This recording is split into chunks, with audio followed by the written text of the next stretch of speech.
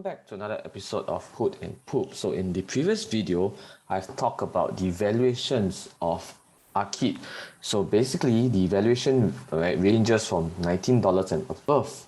Now, let's just take $19 as the fair value of our valuation purposes. Okay, so based on last night's close of Arqit's price, okay.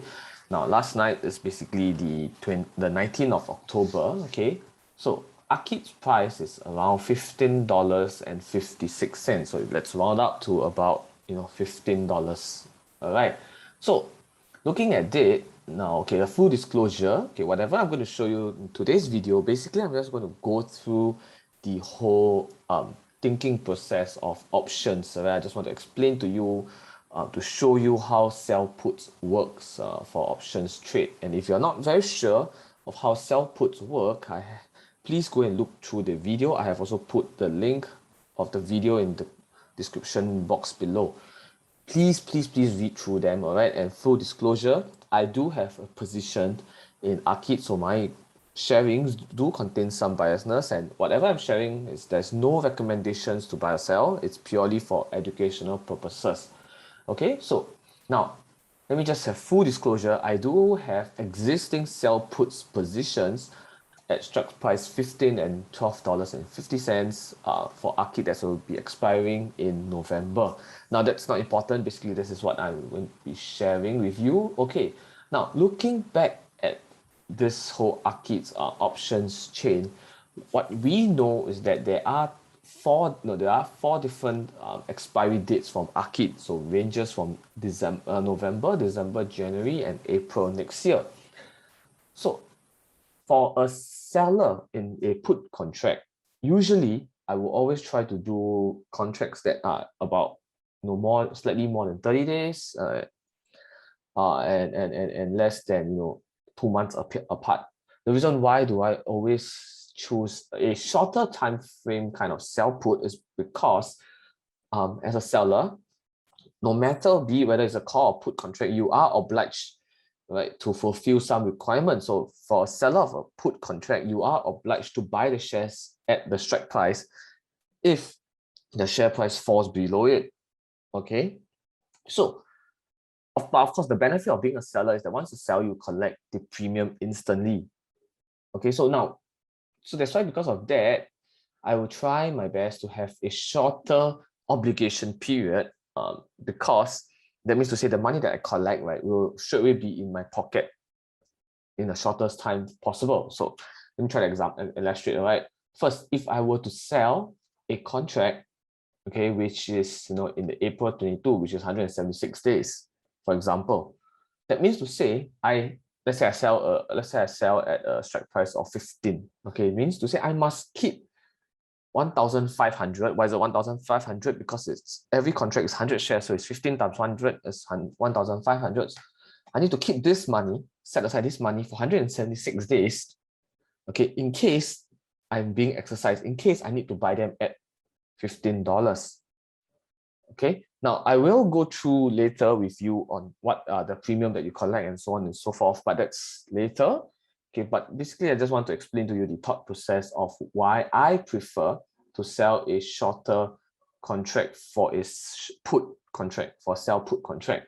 So I do have positions in the November one, but let's just use for this example, let's just use the 19th of November put contract expiry as a case study. Okay, now usually I tend to prefer to sell contracts where it's at the money. So at the money means to say the strike price is exactly similar or very near to the current share price. So currently the share price is $15.56. I would choose a $15 strike price as my contract. This is my preferred way to do it. You can do it also, and so on and so forth. You can do it your own method if you prefer to 17.5 and so ever. It's up to you. Now, one thing to take note is that you must always remember that for a long-term investor like me, I will always go by valuation. So if my valuations for Arqit is $19, okay, and if and because of that, if I were to purchase it at $20, 17.5 or $15 and so on, it's still okay because it's still kind of like, it's either at fair value, which is at $20, or it's under value where anything is below it. So it's fine if you were to choose to sell other contracts here. But generally, we try to do it at the money or lower because, who doesn't want to buy it cheaper? That's my intention. Now, there's one thing I want to highlight to you guys is that for a long-term investor, okay, 80% of my portfolio, I own shares. I only use the last 20% to squeeze a little bit of cash here and there from options trade. So I don't do this as my main portfolio kind of concept. Okay. So let's say I choose $15 for strike. What are the few things I need to look at?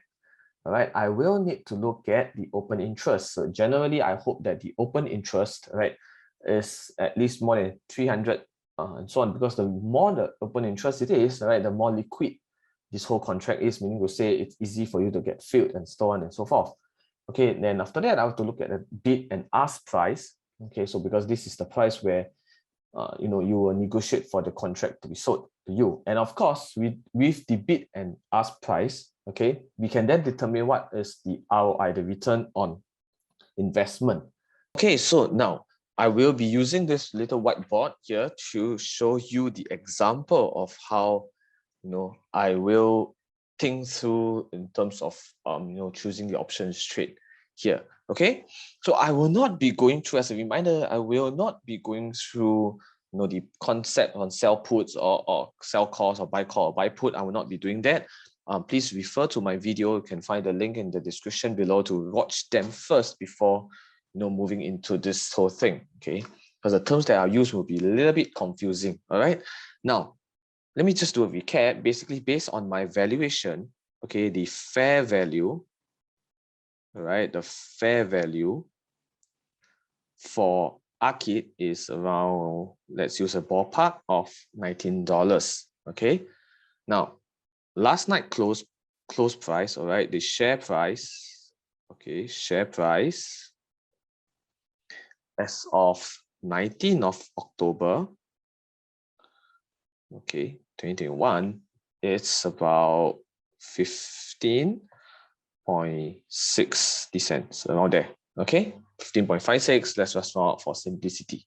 Okay, so looking at that, my share price, my strike price for the contract would be, okay, strike price, okay, I choose to be at $15. Now this is also, okay, we call this at the money put. Okay, so this is also known as at the money put because it's very close to the share price. Okay, now based on that, okay, the bid ask spread, okay, so let's use the bid to the ask price, okay, ranges from $2.20 to $2.90. Okay, so let's just take in the middle, for example. Okay, so let's just means to say, okay, that let's take $2. Let me see. Okay, let's just take $2.60. Okay, as the price that I will be selling my contract. So meaning to say, okay, by doing this contract, okay, I am willing, okay, to sell this put contract for a premium of $2.60, which is in the middle of the bid ask spread. Usually that's how it works. So this $2.60 effectively will become the premium. We know it as the premium. Okay, now, but because we are a seller, okay, we are a seller for the put contract. So being a seller, okay, you collect the premium. Okay, so I hope this is quite clear. So now, because it's a put contract, Okay, after you collect the premium, you are obliged to buy the shares at the strike price. So meaning to say, you are obliged, okay, to buy Arqit, basically, ARQQ, okay, at $15. Okay, and one contract, okay, equals to 100 shares. Okay, so what does it mean in summary? So basically, in summary, you need to set aside $1,500 of cash. Okay, you need to set aside $1,500 of cash in case, okay, the share price falls below it and you have to then buy them. Okay, but in return, you collected 260. Okay, so you collected 260. So now, understanding that 1,500 is cash and $260 is what you collected, we need to now calculate this concept called the ROI. Okay, so now let me just find some small little space here. Okay, so let's just go back to the simple exercise again. Now, ROI, okay, refers to the returns of investment. So basically, every investment, there's always a risk, so it's like a risk to reward kind of ratio concept. So now let's just do a recap. Okay, so basically, right, I just want to highlight that this contract that I'm talking about is the 19th of November. Okay, it's about 30 days. So let's put it this way, 30 days. Okay, because this is the 19th of November's contract. Expiry date is on 19th of November. Okay, so that's 30 days. We just fixed it. Okay, now what is your risk? Okay, your risk for this case is 1,500. Why is it so? Because if the share price drops below $15, you will have to buy the shares at $15, and each contract represents 100 shares. So basically, you will need to fork out 1,500 to purchase 100 shares of Arqit. Okay, but what's your reward? Now, your reward basically is $260, the cash that you have collected by selling that put contract. Okay, because I've go through with you earlier on, it's $260 is the premium and so on. Now, how do you calculate the ROI? So basically, you just take the reward divided by the risk, okay, multiply by 100, basically just make it in percentage. It roughly gives you about 17%. That's just thereabout. So meaning to say, in 30 days time, around there, you by doing this, so you have achieved an ROI of about 17%. Okay, is it worthwhile to take the risk? Is it good for you? I leave it to you. Okay, like I said, this is not any recommendation to buy or sell. It's purely for me to share my thinking process with you guys. Personally, I think it's pretty awesome. 17% in just 30 days. I think it's quite good. So yeah, that's my take on it.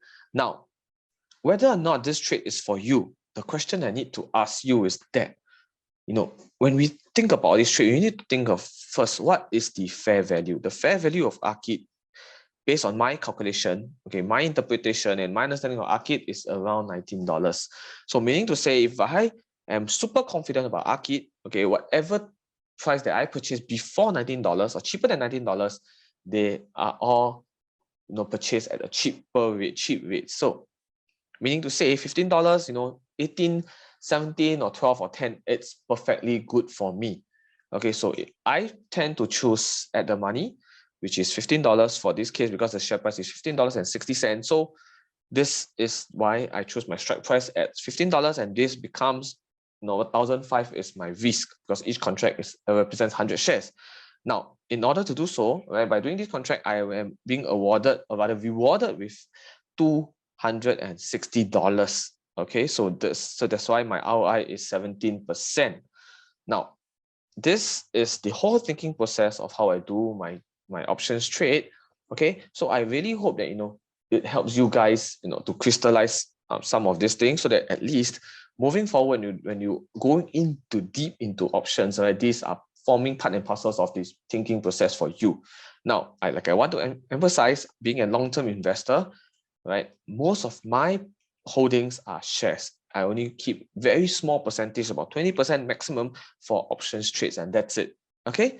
Now, I hope you enjoyed this video. Please like and subscribe, and do comment below to see what kind of content you would want me to bring for you guys. Okay. And with that, invest safe.